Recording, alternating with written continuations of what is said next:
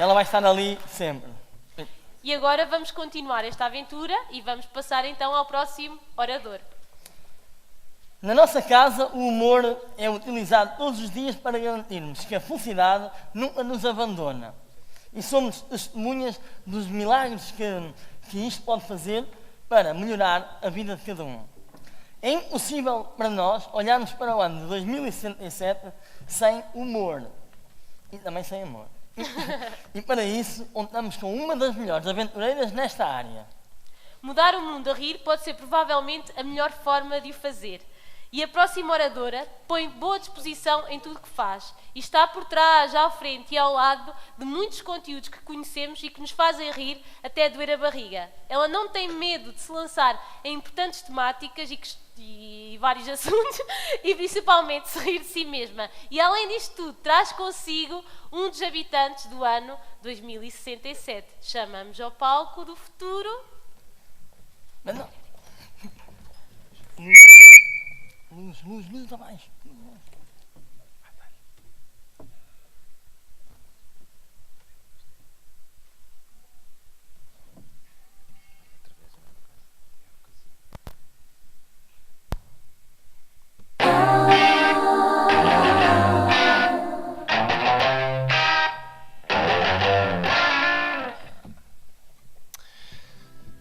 Isto nunca corre como esperamos. Mas olha, Zé, eu achei muito interessante esta conversa que o Luís teve agora. É mesmo importante trabalhar com os velhinhos e não é só dar-lhes sopa, é fazer coisas interessantes com eles. É muito importante trabalhar com os velhinhos, por isso é que eu trabalho contigo. É mais ao contrário, Zé. Mas olha, vamos cantar uma canção.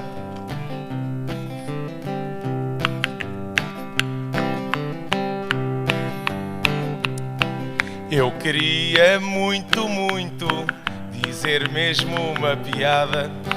Então penso muito, abro a boca e não sai nada. Oh, Susana, dependemos de ti. Ensina-me a ter piada para ver se a gente se ri. Vamos lá. Oh, Susana, dependemos de ti. Ensina-me a ter piada para ver se a gente se ri. Susana Romana.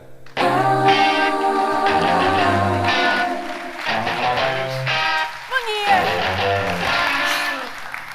Muito obrigada pela apresentação. Agora, como é que eu suplanto isto? Primeira coisa, eu não vou fazer stand-up. Eu acho que toda a organização acha que eu vou fazer stand-up e eu escolhi este momento em que já não me podem expulsar e em que eu já dormi num hotel de 5 estrelas para dizer que não vou fazer stand-up.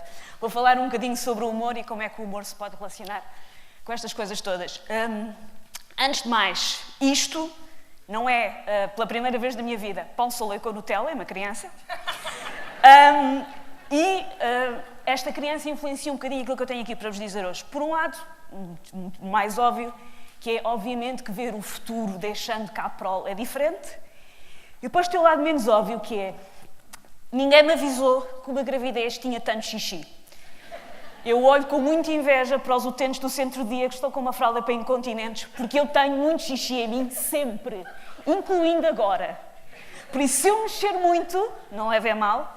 E se me faltar o ar a falar, é porque eu não tenho problemas em falar em público. O João odeia. E senta-se em sítios que não me deixam respirar. Por isso, se eu vos parecer que falta o ar e que estou quase a urinar-me pelas pernas abaixo, é porque ambas as coisas são verdade neste momento. Mas vai correr bem a mesma. Bom, outra coisa que acontece é eu descobri que cérebro de grávida não é um mito urbano. Logo, não que eu traga nada de muito complicado para falar com vocês hoje, mas tenho que trazer cartões, porque este cérebro transformou-se num caju e eu agora sou burra que dói e estou-me a habituar a essa nova realidade. E não está a ser fácil. Bom, eu sou guionista, é a maneira como eu mais simples de explicar. A minha mãe tem até hoje grande dificuldade em explicar às amigas o que é que eu faço. E é um dos grandes traumas da vida dela, mas eu sou guionista, ou seja, eu trabalho na área de inventar e contar histórias, quase todas estão ligadas à área do humor, por defeito de fabrico meu e porque foram as oportunidades que foram surgindo, por isso eu há mais ou menos 14 anos que trabalho quase exclusivamente na área de conteúdos para humor e isto tem várias coisas a ver com a maneira como nós vemos o mundo, logo a maneira como vemos o futuro, a maneira como vemos os idosos, a maneira como vemos tudo isso. O humor não é mais do que pegar num tema mais vasto e mais complexo e parti-lo em pecinhas. O humor dá-nos imenso ângulo sobre as coisas. Nós, para fazermos piadas sobre as coisas, temos que as compreender. Temos que saber parti-las nos seus mínimos denominadores comuns e emitir pensamento acerca deles. Há uma frase do John Cleese que eu gosto muito. O John Cleese é elemento de um grupo de comediantes britânicos chamado Monty Python. E o John Cleese diz uma coisa que faz muito sentido, que é: nunca deixem que vos digam que fazer piada com uma coisa é sinónimo que vocês não levam essa coisa a sério. Isso não é verdade. Não há nada mais sério do que interessar-se o suficiente sobre um tema, sobre uma abordagem, sobre o que for, ao ponto de nos darmos ao trabalho de fazer piadas sobre elas. Porque nós não conseguimos fazer piadas na ignorância.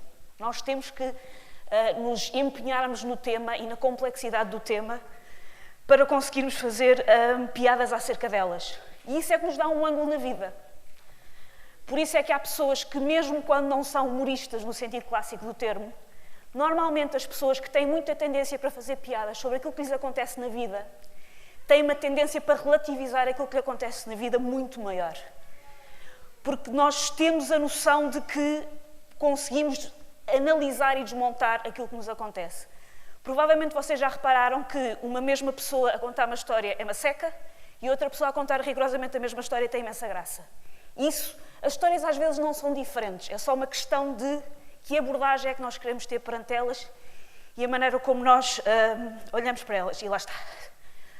Sentam-se no pulmão. Bom, o humor é também uma ferramenta de socialização. Nós precisamos do humor para nos relacionarmos uns com os outros. Há muitos debates sobre o que é que separa o ser humano dos restantes animais. O sentido do humor é decididamente uma dessas coisas. Se bem que os animais também brincam, mas como vocês vão compreender é um bocadinho diferente. E o humor é usado como ferramenta de socialização. Eu não tenho maneira de o provar, mas ninguém me tira da cabeça que, desde que o homem tem o mínimo de capacidade de construir uma narrativa, que nós tentamos fazer os outros rir. Eu acho que há pinturas rupestres a gozar com o gajo deixou o mamuto fugir. Porque é a maneira como nós nos relacionamos uns com os outros. Eu, a partir do momento em que piso este palco, eu fico muito mais descansada se eu vos conseguir fazer rir pelo menos uma vez. Porque uma pessoa pisa este palco com a necessidade absurda de que 500 pessoas gostem de mim automaticamente. Nós usamos o humor e muito para isso. Por isso é que quando somos a pessoa nova num emprego, queremos fazer as pessoas rir. Por isso é que quando estamos numa situação desconfortável, como por exemplo um velório, tentamos fazer as pessoas rir. É um mecanismo de socialização. O humor pode ser usado como uma arma, mas também pode ser às vezes usado como uma demonstração de carinho. Se vocês repararem, quando alguém vos conta uma piada muito boa, ou acontece uma coisa com muita graça, ou vocês veem um filme que acharam muita piada, vocês têm tendência para o partilhar. É um ato de carinho dizer: isto a mim fez-me cócegas cá dentro, isto a mim fez-me sentir bem, toma para ti para ver se isto a ti também te faz alguma coisa. É uma demonstração de carinho perpetuar as piadas. Por isso é que a informação circula muitas vezes melhor em forma de humor, porque nós temos muito mais tendência para recontar uma coisa que nos fez rir do que eventualmente uma coisa que nos fez chorar. Nós criamos laços a partir daí. Não são laços fáceis. Se vocês pensarem bem, nós enquanto sociedade e enquanto seres humanos neste planeta, nós choramos mais ou menos as mesmas coisas. O medo de morrermos, o medo daqueles que nós gostamos de morrerem, o medo de ficar sozinhos. Aquilo que nos faz chorar ou ficar tristes é mais ou menos semelhante. Aquilo que nos faz rir não é semelhante de todo. Eu sou um bocadinho obcecada por descobrir coisas estranhas no zapping. E se alguém alguma vez se der ao trabalho de ir aos canais 300 e tal, apanha os canais coreanos, que eu vejo. E é muito interessante ver os canais coreanos, porque aquilo que um coreano se ri tem zero a ver com aquilo que nós nos rimos. E recomendo muito os programas da manhã coreanos. Tem, entre várias coisas, uma rúbrica que eu adoro chamada Karaoke, em que entra uma vaca em palco, com nomes de músicas no dorso, para as pessoas escolherem que música é que vão cantar a seguir.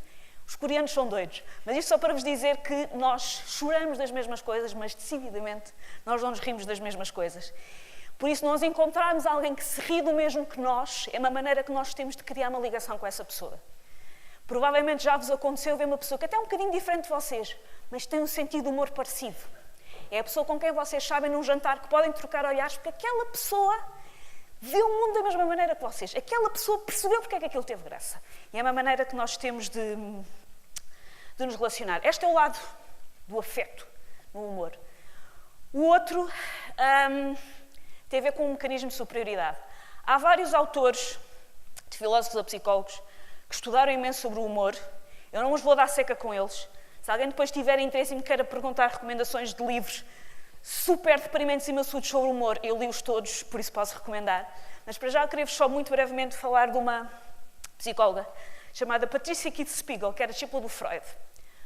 O Freud já falou um bocadinho sobre o humor, sendo o Freud, como devem calcular, tinha tudo a ver com pipis e pilas. Era o Freud.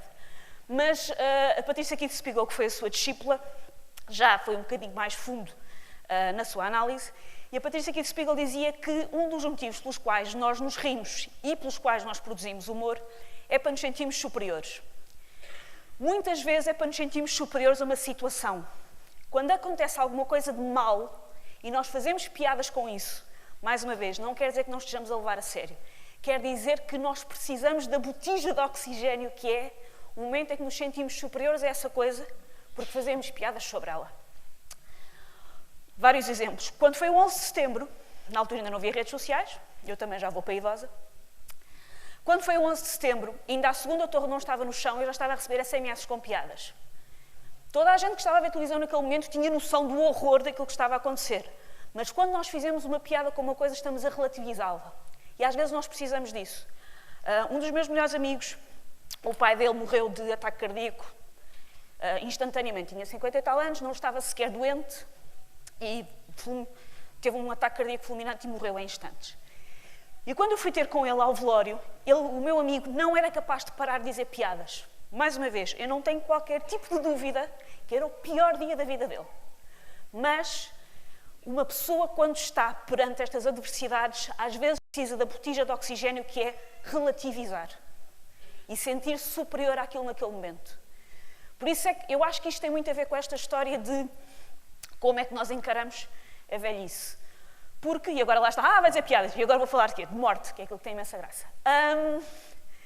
Uma das coisas que distingue o ser humano de outros animais é que nós sabemos que vamos morrer.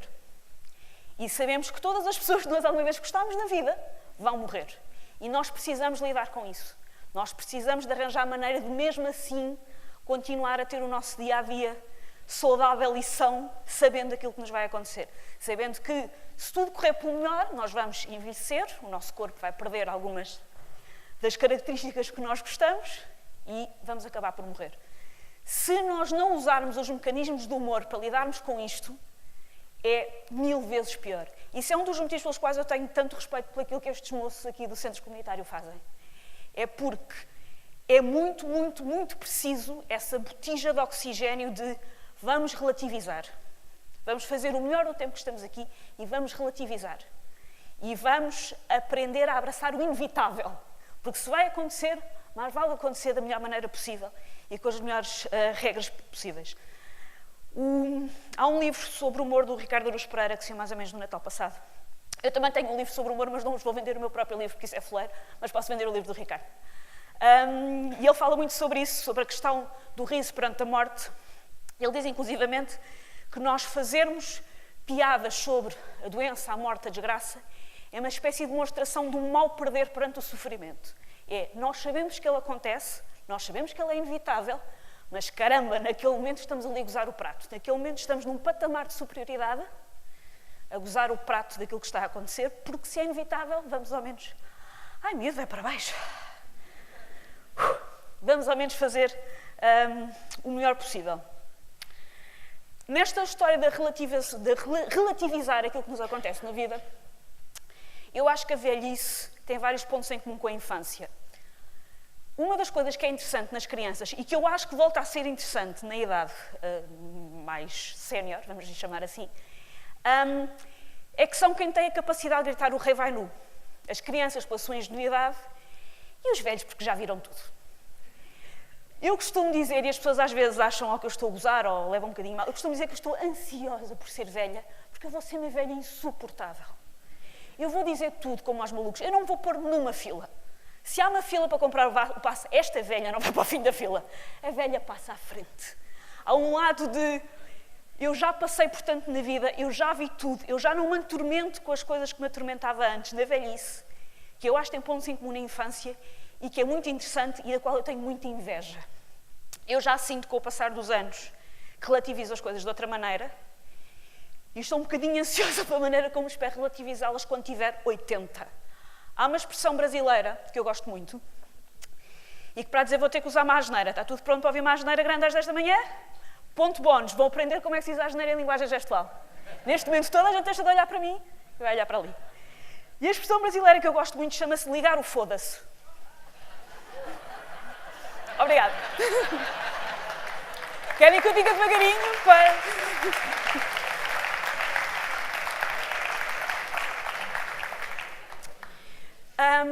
E o ligar o foda-se tem a ver com exatamente o momento em que nós nos ficamos um bocadinho a marimbar para aquilo que nos atormentava antes, em que conseguimos ter esse desprendimento perante aquilo que nos atormentava antes.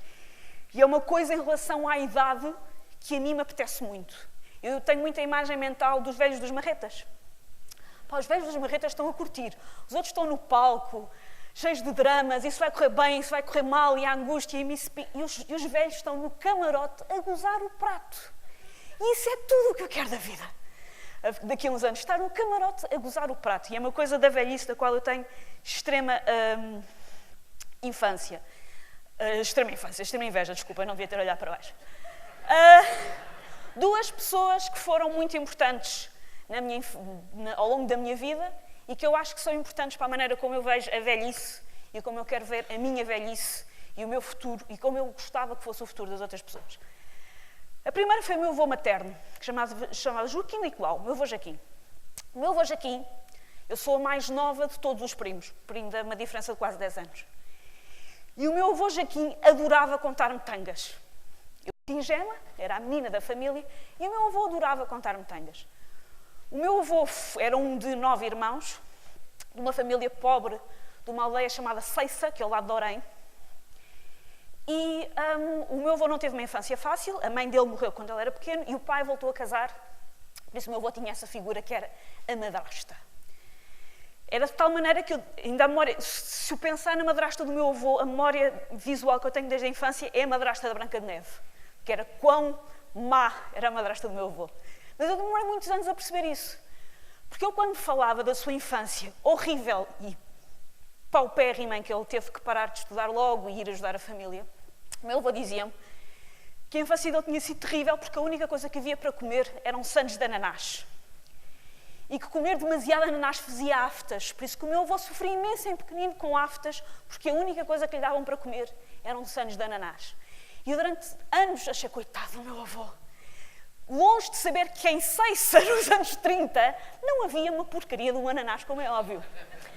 Mas ele enganava muito com aquilo, e ele enganava muito nessas fábulas. E há pessoas que eu acho que levam um bocadinho a mal, que eu percebo até certo ponto. Isto de mentir-se às crianças. Mas eu acho mesmo que é uma das funções dos avós das crianças, é darem-lhes estas tangas, preservarem a ingenuidade durante mais um bocadinho, usarem o prato. Eu gosto de saber que eu fui, por ser a neta mais nova, a última pessoa que permitiu ao meu avô usar o prato. Ele sabia mais do que eu, ele sabia que eu acreditava em tudo, ele pregava-me imensas partidas, e há esse lado, lá está, de regresso à infância e regresso a um certo estou-me a marimbar, que eu aprecio muito. A outra pessoa que foi importante para eu pensar a minha velhice é um senhor que não era meu familiar direto, era só meu amigo, que morreu há 4 ou 5 anos atrás, que alguns de vocês poderão já ter ouvido falar dele, outros não, ele é uma figura da cidade de Lisboa, ele chamava-se João Manuel Serra. Alguns de vocês, se o conhecerem, podem conhecê-lo como o Senhor do Adeus. Era um senhor que costumava estar numa esquina, ali para os lados do Saldanha, a dizer adeus aos carros que passavam. E ele era uma figura estranha na cidade. Como vocês podem calcular, em Lisboa não há muita noção de comunidade. Eu tento encetar conversa com os meus vizinhos e não é fácil. Os meus vizinhos só querem... Os meus vizinhos só querem conversar sobre o facto de que alguém roubou o tapete a não sei quem. Não querem conversar sobre outras coisas. E o João era estranho nesse sentido, que é das poucas figuras de comunidade que eu me lembro da cidade de Lisboa ter. E o João, de facto, era conhecido por dizer adeus aos carros. Eu, através de um amigo comum, durante alguns anos da minha vida, todos os domingos à noite, eu e mais um grupo de pessoas, íamos ao cinema com o João. Íamos ver qualquer filme. Eu, de início, tinha aquele cuidado percebo agora preconceituoso de pensar o que é que um senhor de 78 anos quer ver. O senhor de 78 anos quer ver tudo. Lá está, quando falamos há bocado desse preconceito de se calhar não é bom para a idade dele. É tudo bom para a idade dele, na verdade. E o João ensinou-me muito sobre o estou-me a marimbar para aquilo que os outros pensam, porque o João era tido como um louco, porque lá está, era o tipo que ia à noite dizer adeus aos carros. Foi das pessoas mais sãs de cabeça que alguma vez conheci, garanto-vos. Andava sempre com um saco plástico. Toda a gente perguntava o que é que tem o saco do Senhor de Adeus. Tinha chocolates, que era aquilo que o João comia o dia todo. Tinha chocolates.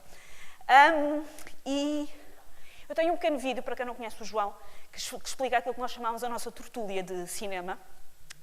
E o João serviu muito para isso, para aprender a, se me apetece dizer adeus aos carros porque estou sozinho, porque raio que eu hei de fingir que quero fazer outra coisa qualquer. E pronto, isso é aquilo que eu quero para a minha velhice e aquilo que eu quero para a vossa. Que façam, que vos dê na gana e que estejam um bocadinho a marimbar. E pronto, e este é o João e obrigada.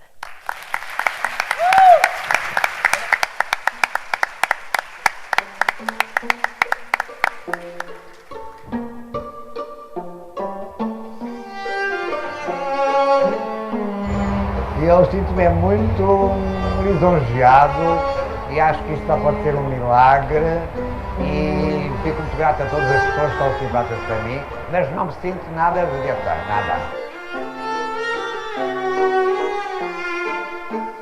Antes de ir para a minha casa, preciso passar por aqui para tomar o remédio de ir para casa, que é um remédio para mim. Para que é para haver uma comunicação que me faz bem, que me consola, para chegar a casa, meter a chave à porta e aquilo está vazio, e eu não me sentir tão sozinho, tão solitário, percebe? É um remédio que eu tomo quando venho aqui.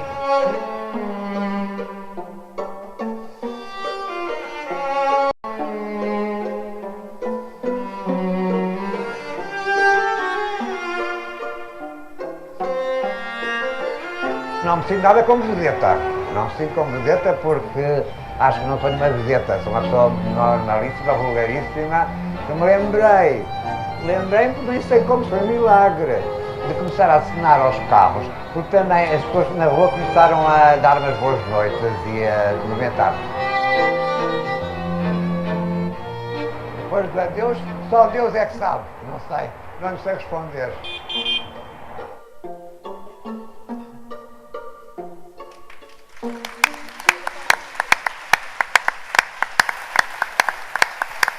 Muito bem. Finalmente o bacalhau, só quero vir para isso. Sim, eu só vejo por causa do bacalhau.